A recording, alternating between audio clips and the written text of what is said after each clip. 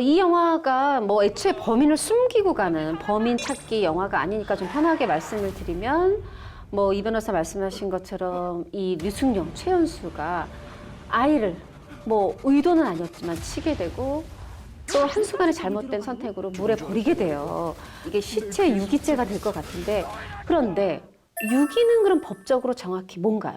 사람이 사망을 하면 사체가 됩니다.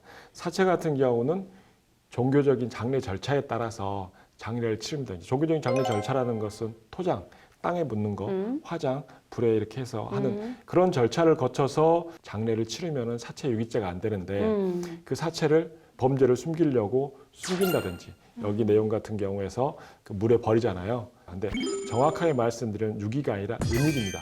그 사체를 발견하기 곤란하거나 불가능하게 만드는 거잖아요. 이런 것을 은닉이라고 말하는데 통상적으로 이런 범죄 행위를 사체 유기라고 합니다. 맞아요. 순간에 그 잘못된 선택, 영화 제목처럼 되돌릴 수 없는 7년의 밤, 7년 전 그날을 일으킨 이 최연수가 이제 막 거의 넋이 나가서 집으로 돌아와요. 근데 아내 보기에는 이건 지금 그 사택증 가서 보고라고 그랬는데 또 안 보고 가지도 않고 서울에서 친구들이랑 밤새 술 먹다가 어떻게 윗도리도 잃어버리고 지금 들어온 남편이거든. 그러니까 막 쏘아붙여요.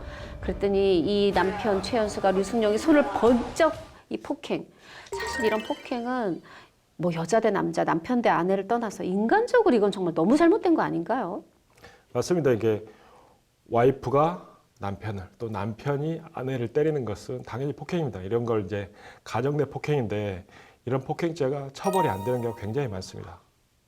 왜 그러냐면 폭행죄 같은 경우는 반의사 불벌죄여서 피해자의 의사에 반해서는 처벌할 수가 없습니다. 지속적으로 폭행에 시달리는 남편이나 여자 같은 경우는 언제 다시 뭐 계속 폭행을 할지 모르기 때문에 고소를 했다가 고소를 취하합니다. 또 합의합니다. 그러니까 처벌이 안 됩니다. 그래서 폭행에 시달리는 아내 같은 경우는 신고하려다가 또 옆집에 신고한다 하더라도 경찰에 왔을 때 괜찮다, 난 처벌 원하지 않는다 하면은 처벌을 못 하게 됩니다.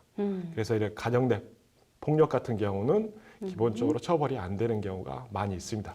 처벌되지 않는 범죄가 아니라 처벌이 안 되는 경우가 많이 있습니다. 예.